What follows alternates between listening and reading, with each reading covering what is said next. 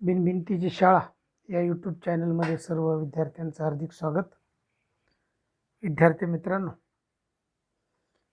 इयत्ता 10वीच्या पाठ्यपुस्तक इतिहास राज्यशास्त्राच्या पाठ्यपुस्तकामध्ये आज आपल्याला नवीन पाठाची माहिती घेणार आहोत. विद्यार्थी मित्रांनो, उपयोजित इतिहास या संज्ञेसाठी पब्लिक हिस्ट्री म्हणजे जनासाठी इतिहास या पाठाचा आपण अभ्यास आज करणार आहोत. पाठ 3, उपयोजित इतिहास. यामध्ये आपल्याला कोणत्या कोणत्या संकल्पना स्पष्ट करायच्यात. नंबर 1, उपयोजित इतिहास म्हणजे काय? उपयोजित इतिहास आणि विविध विषयामधील संशोधन, उपयोजित इतिहास आणि वर्तमान काळ, सांस्कृतिक आणि नैसर्गिक वारशांचे व्यवस्थापन आणि संबंधित व्यावसायिक क्षेत्रे. अत्यंत महत्त्वाच्या या मुद्द्यांचा अभ्यास आपण या पाठामध्ये करणार आहोत. सर्वप्रथम पहिला मुद्दा, उपयोजित इतिहास म्हणजे काय? विद्यार्थी मित्रांनो, उपयोजित इतिहास या संज्ञेसाठी जनासाठी इतिहास, पब्लिक हिस्ट्री असा पर्यायी शब्दप्रयोग प्रचारात आहे. भूतकाळातील घटनासंबंधीचं जे ज्ञान इतिहासाद्वारे प्राप्त होतं त्याचा उपयोग वर्तमान आणि भविष्य काळात सर्व लोकांना कसा होईल याचा विचार उपयोजित इतिहास या विषयाद्वारे केला जातो. वर्तमानातील सामाजिक आव्हानावर उपाययोजना करणे, सामाजिक उपयुक्ततेचे निर्णय घेणे यासारख्या गोष्टींसाठी पूर्वी होऊन गेलेल्या घटनांचे विश्लेषण दिशादर्शक ठरते. त्यासाठी इतिहासाचं ज्ञान आवश्यक असते. उपयोजित इतिहासाच्या क्षेत्रात केवळ तज्ज्ञ व्यक्तीचाच नव्हे तर सर्वसामान्य लोकांचा विविध अंगांनी सहभाग असू शकतो. संग्रहालये, प्राचीन स्थळे यांना भेट देणारे पर्यटक या नात्याने त्यांचा सहभाग महत्त्वाचा असतो. पर्यटनामुळे लोकांमध्ये इतिहासासंबंधीची आवड वाढीस लागते. समाज मनामध्ये इतिहासाची जाणीव निर्माण होते. तसेच त्यांच्या स्वतःच्या शहरात किंवा गावात असणाऱ्या प्राचीन स्थळांच्या जतन आणि संवर्धनाचा प्रकल्पामध्येही ते सहभागी होऊ शकतात. आणि आता तुम्हाला काय शिकलं या उपयोजित इतिहासामध्ये? तर काही ठळक गोष्टी मी सांगतो तुम्हाला. काय ऐकलं ते लक्ष देऊन ऐका. भूतकाळातील घटनेसंबंधीच्या ज्ञानाचा वर्तमानात आणि भविष्य काळात समाजाला कसा उपयोग होईल याचा विचार म्हणजे उपयोजित इतिहास होय, किंवा या उपयोजित इतिहासात त्याचा उपयोग केला जातो. 2 नंबर आणखीन पुन्हा तुम्हाला समजून सांगतो. उपयोजित इतिहास म्हणजे काय? उपयोजित इतिहास या संकल्पनेसाठी एक संज्ञा वापरलेली आहे. तिचं नाव आहे जनासाठी इतिहास. हा पर्यायी शब्द. 3 नंबर सांगतो, इतिहासाचा संबंध वर्तमानातील जीवनसरणीशी जोडणारे क्षेत्र म्हणजे जनासाठी इतिहास होय. काय म्हटलं? इतिहासाचा संबंध वर्तमानातील जीवनसरणीशी जोडणारे क्षेत्र म्हणजे जनासाठी इतिहास होय. पुन्हा तुम्हाला प्रश्न विचारलाय, जाणून घ्या. काय जाणून घ्या म्हटलंय? जनासाठी इतिहास म्हणजे काय? तुम्हाला माहिती आहे विद्यार्थी मित्रांनो, इतिहासाविषयी अनेक लोकांमध्ये गैरसमज आहेत. राजाचा इतिहास, मेलेल्या मुर्द्यांचा इतिहास. परंतु इतिहासाविषयी लोकांच्या मनात जे गैरसमज आहेत ते आपल्याला दूर करायचे आहेत. उदाहरणार्थ, इतिहास हा विषय फक्त इतिहासकारांसाठीच आणि इतिहास विषयाचा अभ्यास करू इच्छिणाऱ्या विद्यार्थ्यांसाठीच असतो. दैनंदिन जीवनात इतिहासासारख्या विषयाचा काही उपयोग नसतो. इतिहासासारखा विषय आर्थिकदृष्ट्या उत्पादक क्षेत्राशी जोडला जाऊ शकत नाही, इत्यादी गैरसमज आहेत. अशा गैरसमजावर मात करत इतिहासाची नाळ लोकांच्या वर्तमानातील जीवनसरणीशी जोडणारं क्षेत्र म्हणजे जनासाठी इतिहास होय. परदेशातील अनेक विद्यापीठामध्ये जनासाठी इतिहास या विषयातील अभ्यासक्रम शिकवले जातात. भारतात बंगळूर येथे Srishti institute of art design and technology या संस्थेत सेंटर फॉर पब्लिक हिस्ट्री हा स्वतंत्र विभाग आहे. तिथे या विषयातील प्रकल्प आणि संशोधनाचं काम चालतं. आता काय म्हणलं मी, या जनासाठी इतिहास याच्याबद्दल काय लोकांचा गैरसमज आहे. इतिहास हा विषय फक्त इतिहासकारांसाठीच असतो आणि अभ्यासकासाठीच असतो. हे बरोबर आहे का? नाही. तर इतिहासाचा सर्वांगीण लोकांसाठी अभ्यास महत्त्वाचाच असतो. त्यानंतर दैनंदिन जीवनात इतिहासाचा उपयोग नसतो, हे चूक आहे, हे गैरसमज आहे. आर्थिक उत्पादक क्षेत्राशी इतिहासाचा संबंध नसतो आणि इतिहास म्हणजे फक्त राजे व राजकारण, युद्ध याची माहिती नसते. म्हणून हे जे इतिहासासंबंधीचे गैरसमज आहेत हे आपण आज दूर केले पाहिजेत. इतिहास म्हणजे जनासाठी इतिहास आहे, हे या संकल्पनेद्वारे सिद्ध होतं. त्यानंतर आहे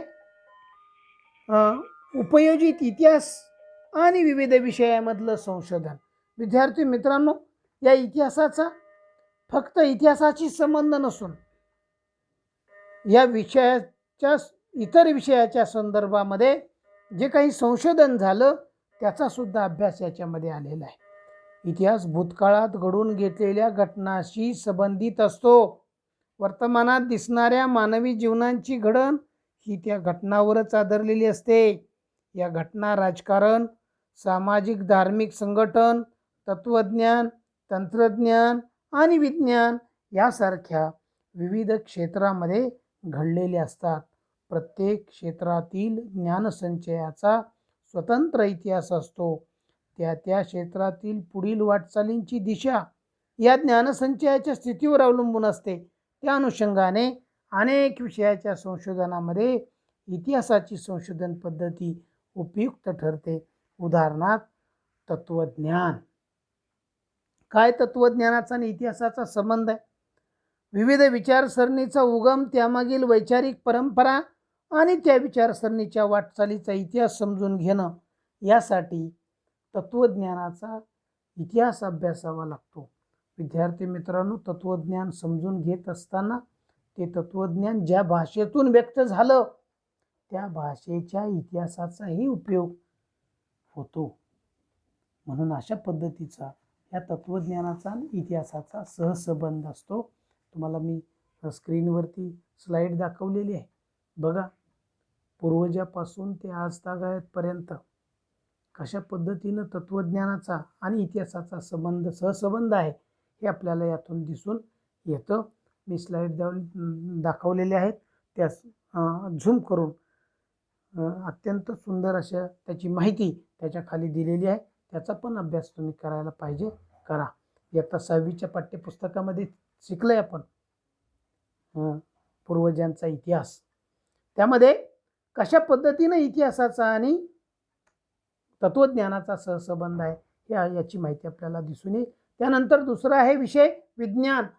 विज्ञानामध्ये वैज्ञानिक शोध आणि सिद्धांत यांचा कालक्रम आणि त्या शोधामागील कारण परंपरेची साखळी समजावून घेणं, यासाठी विज्ञानाचा इतिहास अभ्यासावा लागतो. तुम्हाला माहिती आहे, नेहमी आपण म्हणतो गरज ही शोधाची जननी असते असे म्हटलं जातं. अनेकदा वैज्ञानिक शोध हे मानवी गरजांची पूर्ती आणि जिज्ञासाचे समाधान करण्याच्या प्रयत्नातून लागलेले असतात. त्यासाठी आधी अस्तित्वात असलेल्या वैज्ञानिक ज्ञानाचा उपयोग केला जातो. या शोधामागील कारण परंपरा, कालक्रम समजून घेण्यासाठी विज्ञानाच्या इतिहासाचं ज्ञान उपयोगी पडतो. म्हणजे इतिहास आणि विज्ञान यांचा सुद्धा सहसंबंध आहे. तुम्हाला स्क्रीन दाखवली आहे, बघा. त्या स्क्रीनवरती इतिहासाचा आणि विज्ञानाचा कशा पद्धतीने सहसंबंध आहे. विज्ञानाच्या इतिहासाचं ज्ञान कशा पद्धतीनं लोकांनी जाणून घेतलं, शास्त्रज्ञांनी पूर्व माहिती घेऊन नंतर नवे शोध लावले, हे अशा पद्धतीचा विज्ञान आणि इतिहासाचा सहसंबंध आहे. विद्यार्थी मित्रांनो, आता आपण म्हणतो विज्ञान आणि तंत्रज्ञान आलं, माहितीचा प्रसार झपाट्याने होत आहे. ते कोणत्या कारणाने? ते तंत्रज्ञानाने. काय तंत्रज्ञान आलं? तर कृषी उत्पादन, वस्तूचं उत्पादन, स्थापत्य, अभियांत्रिकी इत्यादीमध्ये होत गेलेले बदल आणि त्यामागील कारण परंपरेची साखळी समजावून घेणं, यासाठी तंत्रज्ञानाचा इतिहास अभ्यासावा लागतो. वैज्ञानिक शोध आणि तंत्रज्ञानातील प्रगती परस्परावलंबी असतात. मानवाच्या उत्क्रांतीच्या वाटचालीमध्ये दगडी हत्यारे घडवण्यापासून ते कृषी उत्पादनाच्या विकासापर्यंत त्याला समजलेले विज्ञान आणि त्यावर आधारलेले तंत्रज्ञान अत्यंत महत्त्वाचे होते. पुढे विज्ञानाच्या प्रगतीमुळे उत्पादन प्रक्रियेचे यांत्रिकीकरण होत गेलं. ते कसे होत गेले? विज्ञान आणि तंत्रज्ञान कसे नेहमीच एकमेकावर अवलंबून असतात हे समजण्यासाठी तंत्रज्ञानाचा इतिहास समजून घेणं आवश्यक असतं. म्हणून इतिहासाचा आणि तंत्रज्ञानाचा सुद्धा सहसंबंध असतो. त्याचा सुद्धा आपल्याला पाठीमागं जाऊन तंत्रज्ञानाचा इतिहास समजून घेणं आवश्यक असतं. आणि म्हणून मग त्या तंत्रज्ञानातली प्रगती कशा पद्धतीने झाली याचा अभ्यास आपल्याला नक्कीच होतो. स्क्रीनवरती बघा कशा पद्धतीची प्रगती आजपर्यंत आपल्याला दिसून येताना दिसत आहे. त्यानंतर हे तंत्रज्ञान आलं तर माहितीचं ज्ञान लोकांना माहिती झालं आणि उद्योगधंदे आणि व्यापार याच्यामध्ये काय बदल झाला? तर कशा पद्धतीचे हे उद्योगधंदे आणि व्यापार यामुळं मानवी समाजामधले परस्पर व्यवहाराचं क्षेत्र विस्तारलं. त्यामुळे सांस्कृतिक संबंधाचे जाळेही विकसित होत गेले. उद्योगधंदे आणि व्यापाराच्या व्यवस्थापनाचाच हा एक भाग असतो. त्यांचा इतिहास समजून घेणं महत्त्वाचं असतं.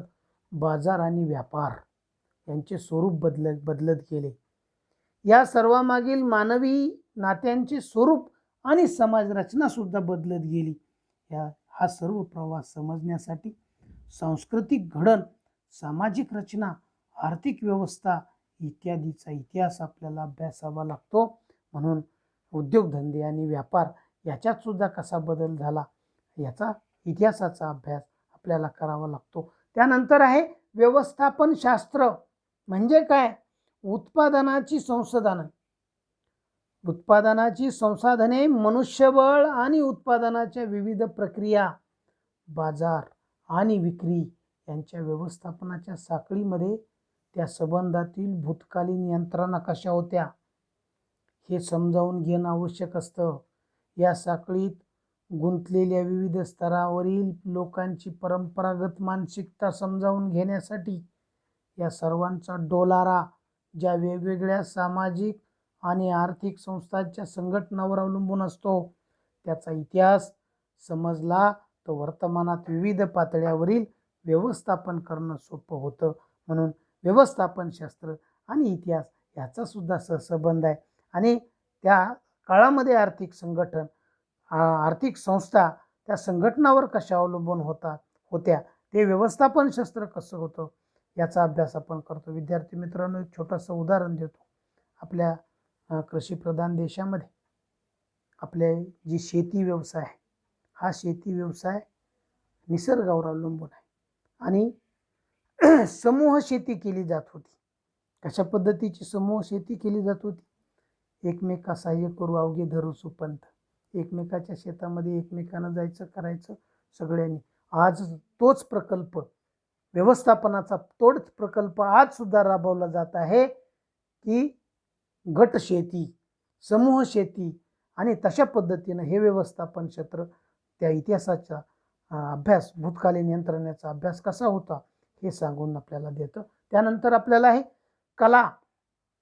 विविध कला क्षेत्रामध्ये अभिव्यक्ती व त्यामागील वैचारिक, भावनिक, सांस्कृतिक परंपराच्या आधाराने झालेला कलांचा विकास समजावून घेणे महत्त्वाचे असतं. कोणत्याही कलाविष्काराचे मर्म, कलाकृतीच्या निर्मात्यांची मानसिकता आणि वैशिष्ट्य या कलाशैलीच्या विकासाचा क्रम सांस्कृतिक इतिहासाच्या अभ्यासाद्वारे समजू शकतो. विद्यार्थी मित्रांनो, आज आपण डिजिटल इंडिया म्हणतो.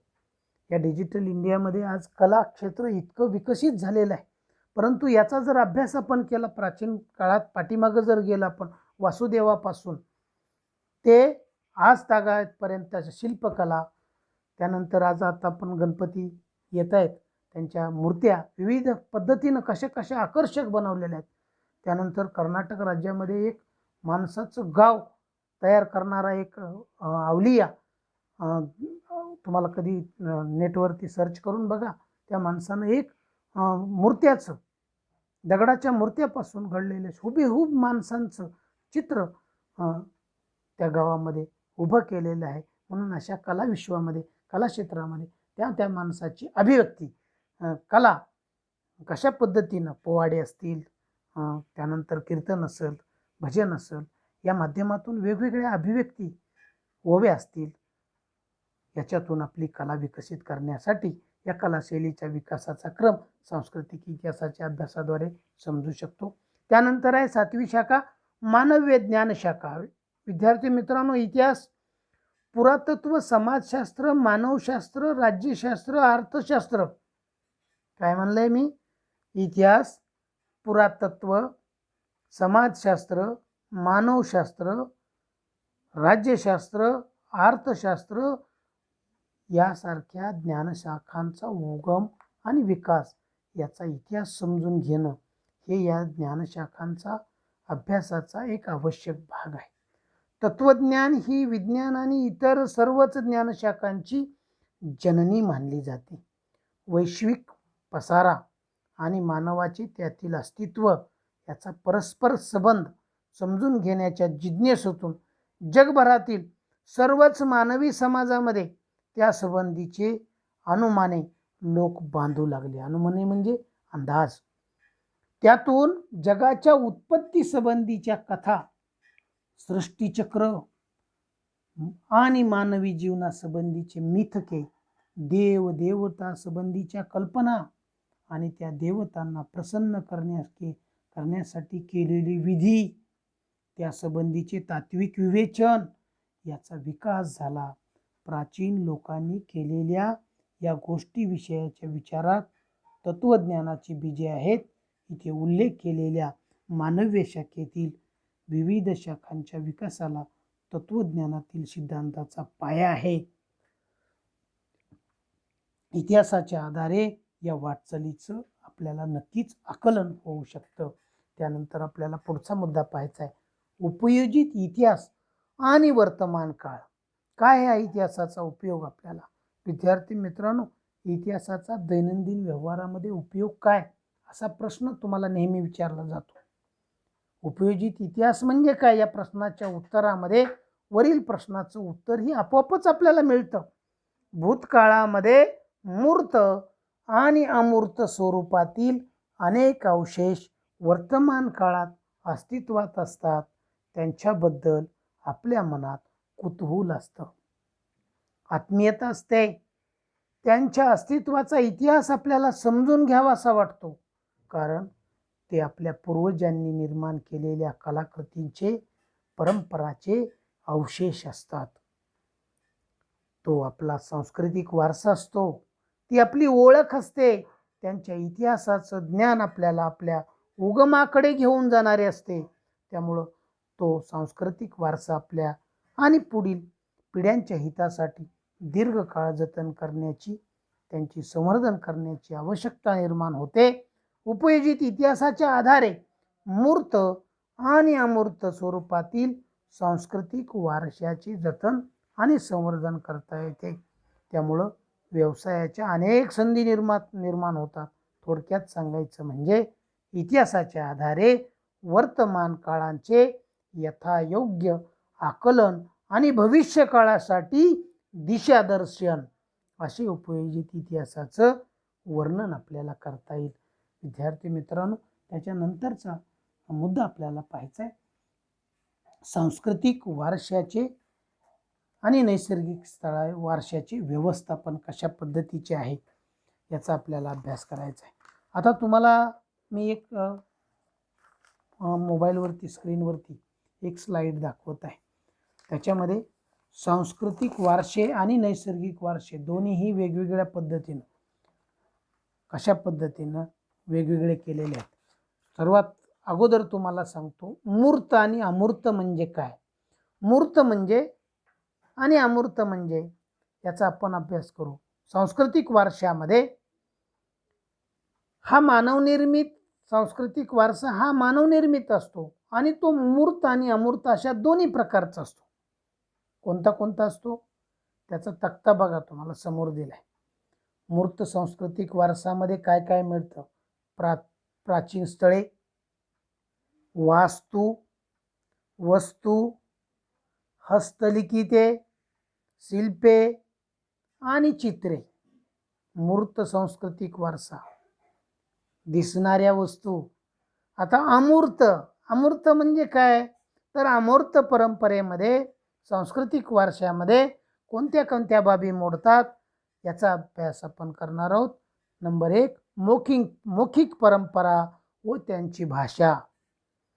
पारंपरिक ज्ञान, सण समारंभाच्या सामाजिक पद्धती व धार्मिक विधी, कला सादरीकरणाच्या पद्धती, पारंपरिक कौशल्य, ही कौशल्ये पद्धती, अस्तित्वात असणारे समूह व गट, अशा पद्धतीनं हा सांस्कृतिक वारसा.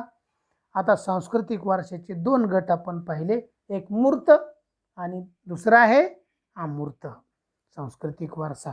त्यानंतर दुसरा प्रकार आपल्याला पाहायचा आहे नैसर्गिक वारसा. नंबर 1 सांस्कृतिक वारसा पाहिला आपण. आता नंबर 2 नैसर्गिक वारसा म्हणजे काय? विद्यार्थी मित्रांनो, निसर्गातील जैवविविधतेचा विचार नैसर्गिक वारशाच्या संकल्पनेमध्ये केला जातो आणि सांस्कृतिक वारशामध्ये मानवनिर्मित. काय फरक आहे दोन्हीमध्ये? सांस्कृतिक म्हणजे मानवनिर्मित आणि नैसर्गिक वारशामध्ये नैसर्गिक वारशाच्या संकल्पनेमध्ये केलेला आहे. यामध्ये पुढील गोष्टीचा सहभाग आपल्याला दिसून येतो.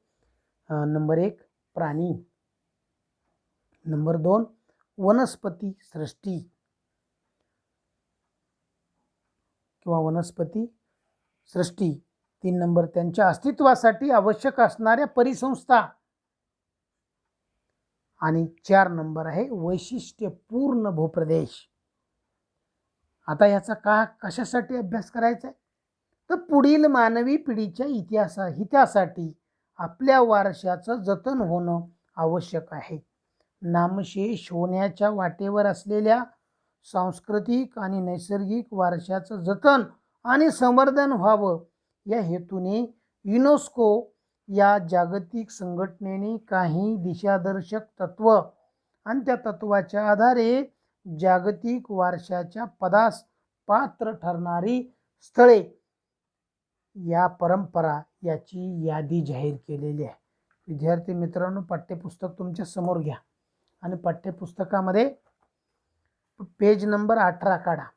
त्या 18 पेजवरती आपल्याला सुरुवातीला भारतातील जागतिक, आपण देश पातळीवरची अगोदर पाहू, नंतर जागतिक वारसा स्थळे पाहू. भारतातील जागतिक वारसा स्थळे आणि त्याचं सांस्कृतिक कशा पद्धतीनं. विद्यार्थी मित्रांनो, 1983 साली आग्र्याचा किल्ला, 1983 साली अजंठा लेणी, 1983 साली वेरूळ लेणी, 1983 साली ताजमहाल, 1984 साली महाबलीपुरम येथील मंदिर, 1984 मध्ये कोणार्क या ठिकाणचं सूर्य मंदिर, 1986 मध्ये गोव्यातील चर्चेस आणि कॉन्व्हेंटेस, 1986 मध्ये फतेपूर सिक्री, 1986 मध्ये हम्पी येथील वास्तुसंकुल, 1986 मध्ये खजुराहो येथील मंदिर आणि 1987 मध्ये घारापुरी या ठिकाणची एलिफंटा लेणी. आता हे कुठले वार्षिक भारतातील जागतिक वारसा स्थळ आपण पाहत आहोत. 1987 मध्ये चोळ मंदिरे आणि तांजावरचं बृहदीश्वर मंदिर. 2004 बघा आपण कुठं यायलो, 2004 गंगेकोंड चोळीश्वरीचे बृहदेश्वर मंदिर आणि दारासुरमचे ऐरावतेश्वर मंदिर. 1987 पट्टदकल येथील मंदिरे, 1989 साली सांचीचा स्तूप, 1993 साली हुमायूनची कबर, 1993 साली कुतुब मिनार आणि परिसरातील वास्तू, 1999 Darjeeling Himalaya railway, Nilgiri mountain railway, the कालका शिमला रेल्वे. 2002मध्ये बोधगया येथील महाबोधी मंदिर आणि परिसर. 2003मध्ये भीमबेटका येथील शैलाश्रय. 2004मध्ये चंपानेर पावागड पुरातत्वीय स्थळ. 2004मध्ये छत्रपती शिवाजी महाराज टर्मिनस मुंबई. 2007मध्ये लाल किल्ला दिल्ली. 2010मध्ये जंतर मंतर जयपूर. 2013मध्ये राजस्थानमधील पर्वतीय किल्ले. 2014मध्ये गुजरातमधील पाटण येथील राणी की बाव. 2016मध्ये नालंदा महाविहार पुरातत्वीय स्थळ. 2016मध्ये चंदीगड येथील कॅपिटल कॉम्प्लेक्स. 2017मध्ये अहमदाबाद ऐतिहासिक शहर आणि 2018मध्ये मुंबई कॅथोलिक इमारती. विद्यार्थी मित्रांनो, हे जागतिक वारसा, भारतातील जागतिक वारसा स्थळे बघत असताना आपल्या जागतिक वारशाच्या स्थळामध्ये कोणत्या कोणत्या पद्धतीचे जागतिक वारसा स्थळे आले याची माहिती मी तुम्हाला दिलेली आहे. त्यानंतर भारतातील जागतिक वारसा स्थळे आणि नैसर्गिक वारसा स्थळे याचा अभ्यास आपण करणार आहोत. हे परीक्षेसाठी येतं बघा. 1985 कांजीरंगा राष्ट्रीय उद्यान. 1985मध्ये केवलदेव राष्ट्रीय उद्यान. 1985मध्ये मानस वन्यजीव अभयारण्य. 1987मध्ये सुंदरबन राष्ट्रीय उद्यान. 1988मध्ये नंदादेवी आणि व्हॅली ऑफ फ्लावर्स. 2005 राष्ट्रीय उद्यान. 2012 पश्चिम घाट कास पठार. 2014 ग्रेट हिमालयन पार्क. विद्यार्थी मित्रांनो, युनेस्कोच्या यादीमध्ये जुलै 2019 या भारतातील मिश्र स्वरूपाचं जागतिक एक वारसा स्थळ टाकण्यात आलं. 2016च्या कांचनगंगा राष्ट्रीय उद्यान. कोणतं? कांचनगंगा राष्ट्रीय उद्यान. युनेस्कोच्या राष्ट्रीय जागतिक वारसा स्थळामध्ये जागतिक वारसा स्थळाच्या यादीमध्ये चीनमध्ये 55 स्थळे आहेत. इटालीमध्ये 55 स्थळे आहेत. स्पेनमध्ये 48, जर्मनी 46, फ्रान्स 45 आणि भारत 38. विद्यार्थी मित्रांनो, भारत हा आपल्या जागतिक वारसा स्थळामध्ये 5व्या क्रमांकाचा आहे. कितव्या क्रमांकाचा? 5व्या क्रमांकाचा आहे. तर भारतातल्या जागतिक वारसा स्थळाचे तुम्हाला 5 नावं सांगतो. कोणते कोणते? नंबर 1, महाराष्ट्रामध्ये एकूण 6 सांस्कृतिक, 5 सांस्कृतिक आणि 1 नैसर्गिक. तर त्याची नावं बघा, लक्षात घ्या. नंबर 1 अजंठा लेणी. नंबर 2 वेरूळ लेणी. Number 3 Chhatrapati Shivaji Maharaj terminus Mumbai. Number 4 Mumbai Catholic इमारती. आणि नंबर 5 पश्चिम घाट कास पठार नैसर्गिक वारसा स्थळामध्ये. अशा पद्धतीचे हे सांस्कृतिक आणि नैसर्गिक वारसा स्थळ आपण आपल्या देशातले पाहिले. आता आपल्याला एक दृष्टिक्षेप टाकायचा आहे. भारतातील जागतिक मौखिक आणि अमूर्त वारसा यादीत समाविष्ट झालेल्या ज्या परंपरा आहेत त्या कोणत्या परंपरा आहेत त्यांची नावं आपल्याला बघायची आहेत. अमूर्त कोणत्या? अमूर्त वारसा यादीमध्ये 2001 कुट्टियम ही केरळमधली संस्कृत नाट्य परंपरा. 2002-3 वैदिक पठण परंपरा. 2005 उत्तर भारतातील रामलीला सादरीकरण. 2009 गढवाल उत्तराखंड येथील रमन धार्मिक उत्सव आणि विधिनाट्य. 2010 राजस्थानचं कालबेलिया लोकसंगीत आणि लोकनृत्य.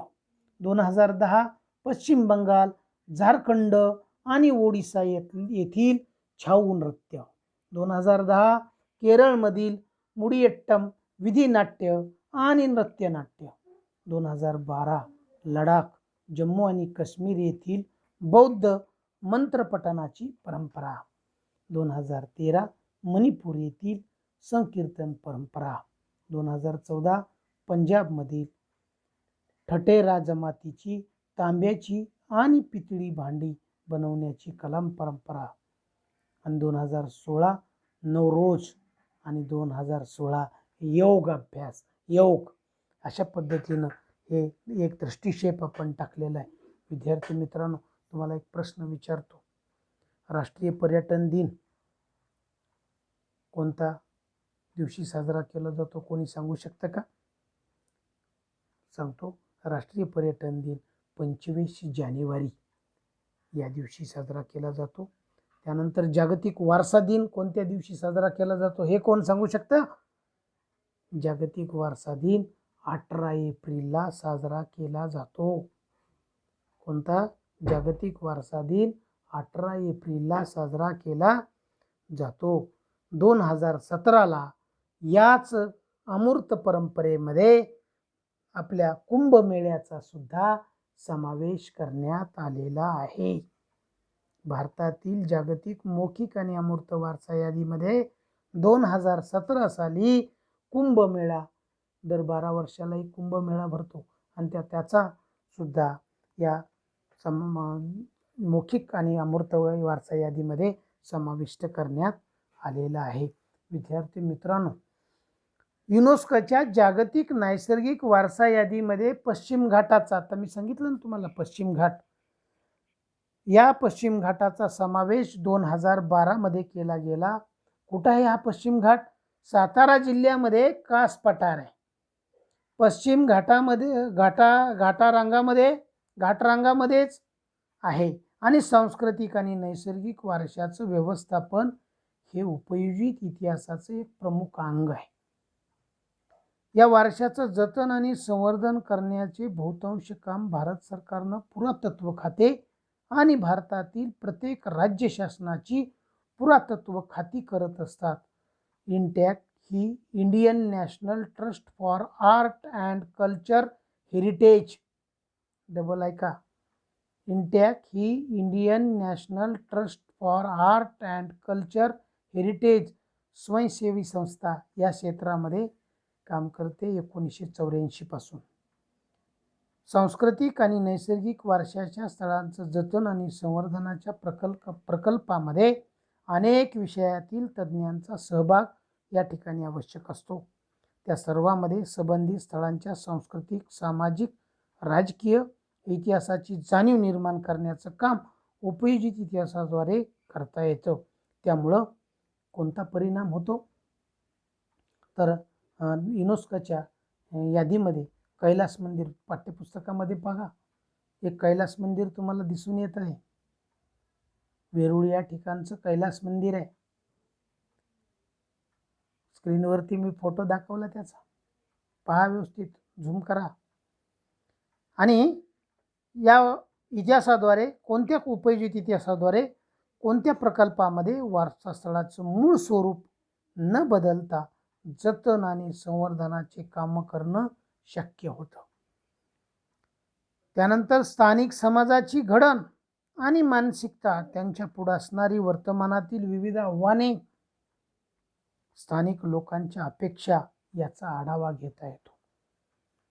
3 नंबर, सांस्कृतिक वारसा स्थळाचे जतन आणि संवर्धन करत असताना स्थानिक लोकांच्या भावना दुखावल्या जाऊ नयेत यासाठी कराव्या लागणाऱ्या उपाययोजनांचे नियोजन करता येतं. नंबर 4, स्थानिक लोकांना त्या प्रकल्पात सामील करून घेता येतं. नंबर 5, स्थानिक लोकांच्या परंपरागत कौशल्यांना प्रोत्साहन देऊ शकतील अशा उद्योग व्यवसायांना चालना मिळावी यासाठी पद्धतशीर नियोजन करणं शक्य होतं. हे उपयोजित इतिहासाद्वारे आपल्याला करता येतं. त्यानंतर पुढचा मुद्दा आपण पाहणार आहोत. संबंधित आपल्याला व्यावसायिक क्षेत्र काय आहेत, कोणत्या व्यवसाय, पुढे उल्लेख केलेल्या क्षेत्राशी संबंधित कायदेशीर नियम आणि सार्वजनिक धोरणं ठरविण्यासाठी इतिहासाचं ज्ञान आपल्याला पूरक ठरतं. नंबर 1, संग्रहालये आणि अभिलेखागार, ऐतिहासिक स्थळांचे जतन आणि संवर्धन, पर्यटन आणि आतिथ्य, मनोरंजन आणि संपर्क माध्यम.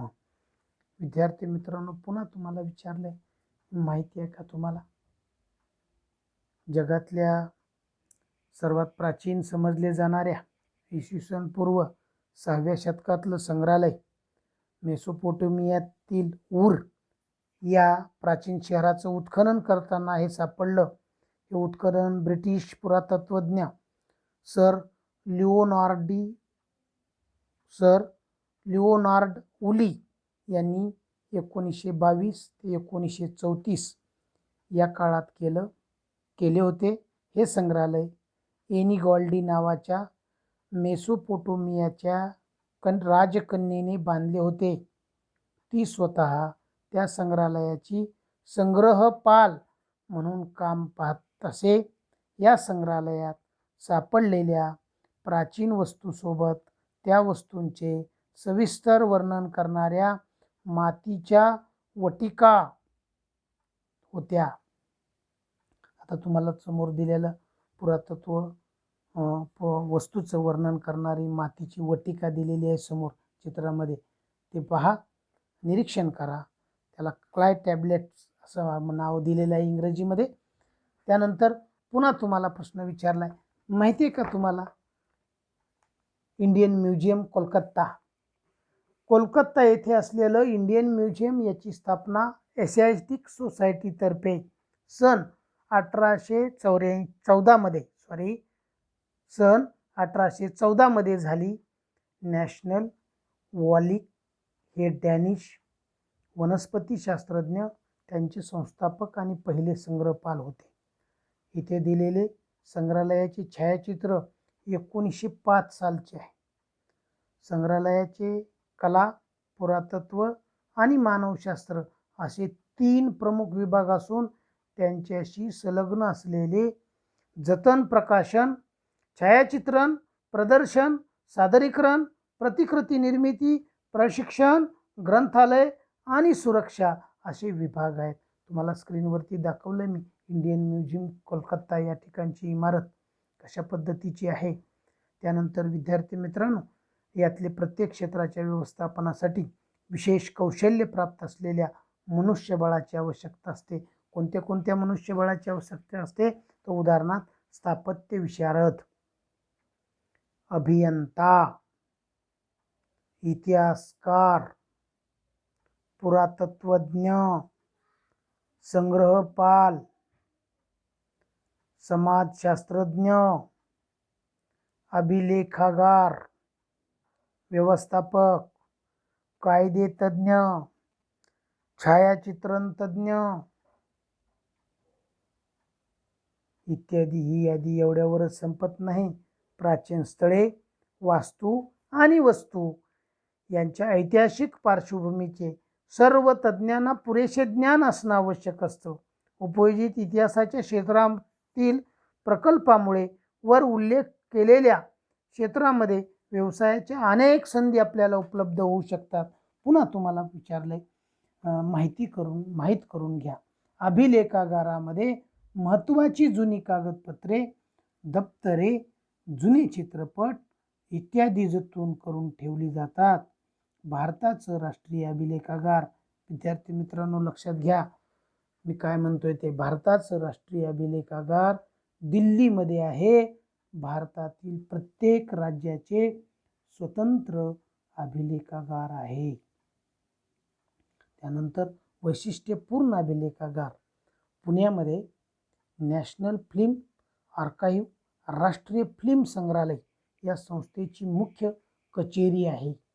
भारत सरकारच्या माहिती आणि प्रसारण खात्याचा माध्यम विभाग म्हणून सन 1964 मध्ये त्याची स्थापना झाली. त्यामागे प्रमुख 3 उद्देश होते. नंबर 1, भविष्यातील पिढ्यांसाठी दुर्मिळ भारतीय चित्रपटांचा शोध घेणं, ते मिळविणं आणि चित्रपटांच्या त्या वारशाचं जतन करणं. चित्रपटाशी संबंधित महत्त्वाच्या बाबीचं वर्गीकरण करणं, त्यांच्या कायमस्वरूपी नोंदी तयार करणं आणि संशोधन करणे. नंबर 3, चित्रपट संस्कृतीच्या प्रसाराचे केंद्र प्रस्थापित करणं. अशा पद्धतीनं वैशिष्ट्यपूर्ण अभिलेखागार पुण्यामध्ये आहे. विद्यार्थी मित्रांनो, या पाठामध्ये आपण काय पाहिलं की उपयोजित इतिहास हे कार्यक्षेत्र लोकांमध्ये इतिहासासंबंधीचे प्रबोधन कसे करता येईल, आपल्या सांस्कृतिक आणि नैसर्गिक वारशाचं जतन आणि संवर्धन कशा पद्धतीनं करता येईल, त्यानंतर समाजामध्ये या संवर्धनाविषयी जागृती कशी निर्माण करता येईल, इतिहासाच्या ज्ञानाचा उपयोग कसा करता येईल, त्या अनुषंगाने व्यावसायिक कौशल्य आणि उद्योग व्यवसायाच्या संधी क्षेत्रात कशी वाढ करता येईल इत्यादी गोष्टीचा विचार आणि नियोजन करण्याचं काम आपण या उपयोजित इतिहासामध्ये केलेलं आहे. ऐतिहासिक आणि सार्वजनिक स्थळाचं विद्रुपीकरण होऊ नये त्यांचे पुढील पिढ्यांसाठी किंवा पुढील पिढ्यांच्या हितासाठी योग्यरित्या जतन आणि संवर्धन व्हावं म्हणून हे आवश्यक आहे. अशा पद्धतीनं या पाठाच्या संबंधी सर्व स्लाईड्स तुम्हाला मी स्क्रीनवरती दाखवलेल्या आहेत, त्या सर्व पहा. त्याची सर्व माहिती तुम्हाला मी सांगितलेली आहे. तरीही काही जर समजलं नसेल तर तुम्ही मला फोन करून किंवा कॉमेंट बॉक्समध्ये विचारा. विद्यार्थी मित्रांनो, या पाठाच्या आधारावर तुम्हाला मी काही स्वाध्याय देत आहे. ते स्वाध्याय सोडून मूर्त आणि अमूर्त कल्पना, आता सांस्कृतिक वारशाचा मी तुम्हाला सविस्तर तक्ता दिलेला आहे. त्या तक्त्यात सोडवून दिले मी तुम्हाला. तशा पद्धतीनं तो तक्ता तुम्हाला संकल्पना चित्र पूर्ण करा म्हणून स्वाध्यायामध्ये आलेला आहे.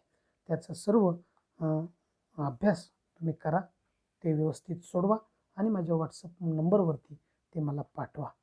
विद्यार्थी मित्रांनो, व्हिडिओ जर आवडला असेल तर व्हिडिओला लाईक करा, सबस्क्राईब करा, बेल आयकॉनचं बटन प्रेस करा आणि धन्यवाद.